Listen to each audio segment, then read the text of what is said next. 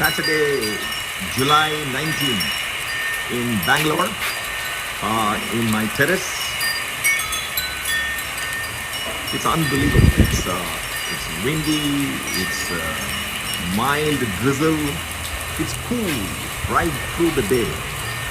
The temperature never really crosses 22 or 23, and it actually feels lesser than that because of the low humidity and cool winds.